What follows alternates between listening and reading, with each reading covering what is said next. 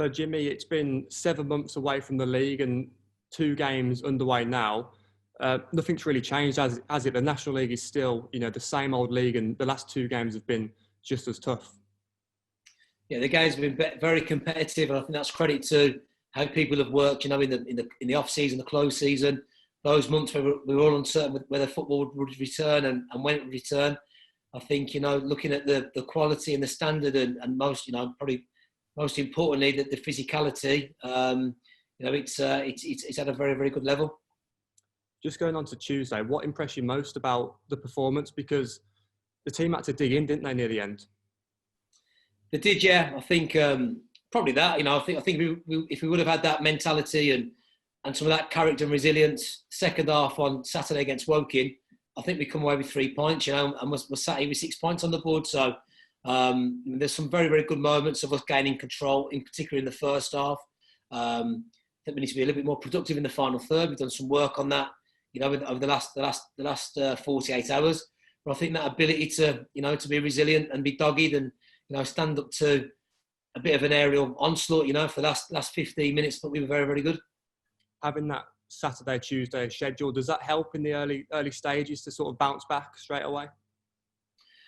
Yeah, I think whenever you have a negative performance or a negative result, you're always, the next game can't come quick enough to rectify it. But then also on the flip side of that, if you're in the habit of winning, you want the games to come thick and fast.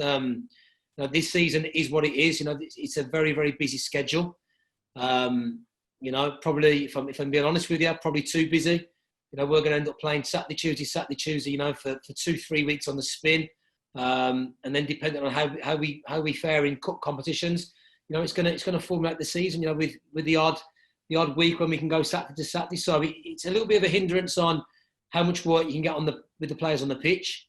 Then also, the levels of fatigue, and that's where having a competitive squad and having the volume within your squad to rest people and bring people in and out at the appropriate times is of vast importance.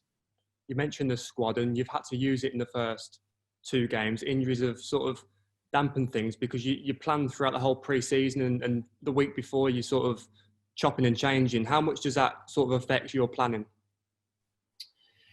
It plays a big part. I think what you do is, in pre-season, obviously you utilise the first couple of games for people to share the experience, to share minutes. So everybody's on the same script. And as you get closer and closer to the season, what you're looking at formulating your starting 11, they begin to start playing more minutes. And I suppose the negative is, when you lose a starter and you've got to replace him with somebody, you start to question your process and have those players been experienced to enough match minutes? Have they been experienced to the shape work that we do on the pitch? Have they been exposed to enough work within our shape with the players you're going to be playing with? And that always puts a little cloud of doubt over your mind. And but I think we've been quite proactive with the way that we've worked and tried to share the experience of what we require in each position and how we want to play with the whole playing squad. It's a testament to your squad as well, because you've got the likes of Tyrone who can slot in 2-3 positions, and equally as well, I mean, Darren Carter, I think he's got a bright future ahead, hasn't he? He might have. Yeah, I think if he continues to perform like he did on Saturday, who knows how high up a level he could play. Let's just talk about the injury table, I suppose, dreaded for you at the moment. Rooney, Clayton Phillips, and now Goodger as well. What's the sort of update on the lads out injured? Yeah, well, the Goodger one is going to go for a scan tomorrow. With regards to Runes, he's not too far away. And Nick Clayton Phillips, he's an 8-week job from when he did it. So I think he's 2 weeks into that 8-week cycle now. So it's just, constant reviews and updates. And, the boys, I feel for the boys who have that, those long-term injuries, because, it can seem, a million miles away. But, we keep saying to them, keep being positive with those players and, keep chipping away, keep doing your program. Every week you complete your program, you're a week closer to returning on the pitch. So, Alex, we probably second guess that would also be quite a lengthy injury, which means we'd have 2 players that we're going to be out for a considerable amount of time. It's a blow, isn't it? Because obviously Goodger's a big member of the squad, and the last 2 years he's shown himself to be one of the best in the league, hasn't he? He has, yeah. I think he's a fantastic player. You know, I think he's maybe by some over the past 2 years he's been slightly underrated. I think he got in the team of the year last year, and you know he's a very very good player, a key player in Solihull's future. You know, and to go alongside that, he's a fantastic character. You know, he's the right type as well. So how he lives his life off the pitch, you know, it's probably a reason why he gets the rewards on the pitch. You know, he's a solid citizen. So you know, it'd be a big blow for us, and you know, a big personal blow for Alex to, you know, if he does get the results that we think maybe he'll get, and you know, he has a lengthy spell out, but you know, it's something that he went through back in the last season. Lockdown actually helped him because, you know, lockdown ended the season early, so he didn't actually miss, you know, any competitive football. But he's been through that process before. His mind is strong, and you know, hopefully we can get all the necessary treatment and rehab to get him back playing fit as soon as possible.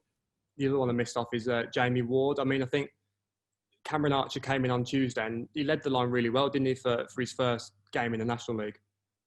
Yeah, I thought he was excellent, Cameron. You know, and you know, don't always go off physical stats, because sometimes physical stats, you know, can look very different, you know, on game dependent and state of the game and opposition and things like that. But he ran close to 13 kilometres, you know, which is an unbelievable physical output. You know, he utilised more of the attributes that we identified to bring him in. You know, and hopefully, you know, the longer each day, the longer he spends with us, the more at home he feels, and the more comfortable he feels with the surroundings, and most importantly with the players and the coaching staff. So, you know, he did well. You know, he contributed. I think he probably could have got a strike off in the first half. He had a header in the second half. He had a couple of moments where maybe we wanted to be a little bit more ruthless and play 1v1 with people. But yeah, he put a real shift in the young boy. On to tomorrow now, and Lynn, they've continued their momentum, haven't they? And what are you expecting from them when they travel to us tomorrow? I think first and foremost, you know, that they're a team that have been around each other for a period of time. The manager is a fantastic coach. You know, I've come across him, you know, in past experiences. He's got a fantastic reputation of the way that he plays football, and that's evident. You know, evident on the two games that we've watched them play this season. They're a very very well organised team. They're very very well coached. They've got some players who are real threatening around that final third. So it's going to be difficult. You know, I mean, they probably very much are the same thinking of us. You know, we're a team that want to take control, and they're no different. You know, so it's going to be, I think, might be a little bit of a chess game tomorrow in terms of, you know, in terms of trying to each of us control and rhythm. You know, but they have a goal threat, so it's going to be a tough game for us tomorrow. And you know, we won't be under any false pretense that, you know, they're a team that were promoted last season and they're not accustomed to it. The two games that I've watched them, you know, they've been very very good, and you know, and they've picked up 4 points. So, you know, credit to Lynn and credit to their coaching and management staff.